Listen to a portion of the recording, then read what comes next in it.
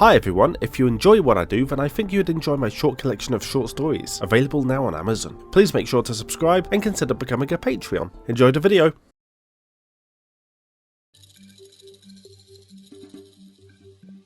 Nestled in the hidden valleys of Terraria lies a fantastical city, thought to be nothing more than a myth to those of the outside world, an isolationist state that could rival the technology of old, occupied by genius xenophobes, known only as the STEAMPUNKS. This is not the home to some advanced race, however, but Terrarians just like any other, those who held a dream and had to fight against fear and prejudice to see that dream become a reality.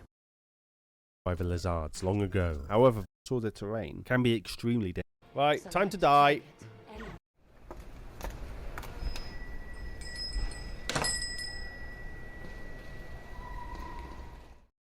Where the majority of the world had shunned technology after it had led to a great war between man and machine, resulting in the downfall of civilization, some had seen the problem not in the technology itself, but in the way it was used. They saw that intelligent machinery and thinking computers would inevitably seek to break their bonds and subvert their masters, so envisioned a world of analog engines, driven only by the minds which operated them, sparing the advances of technological development while warding off its dangers. Many people recalled the tales of destruction from the times of old, and feared that this group would only lead to a renewed cataclysm. But others saw the promise of their philosophy and joined their cause, helping to build what would become a thriving city, self-reliant and advanced beyond anything in the outside world. Instead of relying on circuits, they used gears and pistons to build the technology on which they would come to hold so dear. And rather than powering it all with electricity, they constructed engines of all sizes to produce the steam they would use to drive their civilization. Those who had feared this new form of society would despair at their ever-growing might, however, spitting insults at them and calling them steampunks. The fear grew so extreme within the common folk that violence soon erupted, and the new steam engines were destroyed, with many of their builders injured along with them.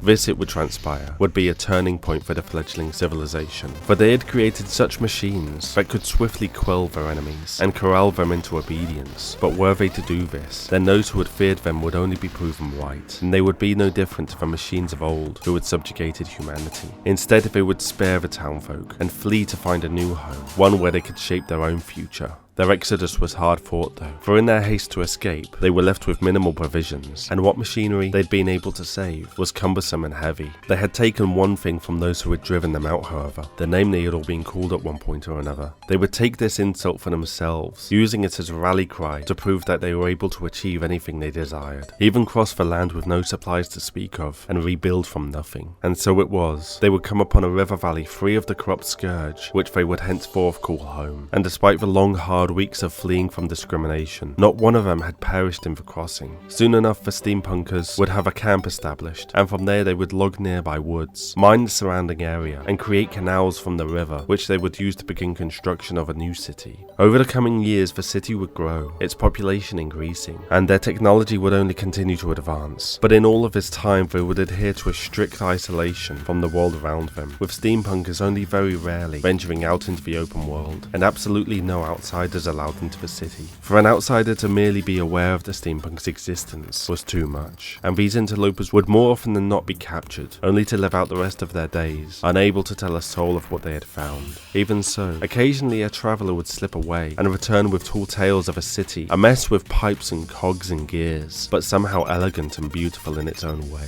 wielding power beyond their understanding. The stories were taken as just that, however, and the steampunkers become a myth amongst the townspeople of Terraria. Within the steampunkers society though, it was not just their technology that grew, but their culture as well. Cut off from the outside, they became arrogant almost, but brilliant with it, owing to the necessity for each person to be able to function and fix all of the technology in their society. The intertwining of their culture and technology went so far as to influence their fashion, with the gadgets and gizmos, protective goggles and tools they always needed to carry, becoming part of their attire, which itself grew to be regal, in line with their perceived, and to an extent earned superiority. For an age, the steampunkers would live in prosperity, hidden safely from the rest of the world, and remaining untouched by the creeping curses which still infected the land. But no matter how they advanced and attempted to insulate themselves from danger, adversity would inevitably come one day. Only it would not come to the steampunkers in the form of the cosmic scourge, or an army bent on destroying them, but a radiant curse set forth by one seeking only to save the world. Hi everyone, I hope you enjoyed the video. If you liked what you saw, then I think you'd like my short collection of short stories. Please consider liking the video, subscribing, sharing it with all your friends, and if you want to support me that bit more, become a patron. Links are all down in the description. I hope you all have a great day, and I will see you next time.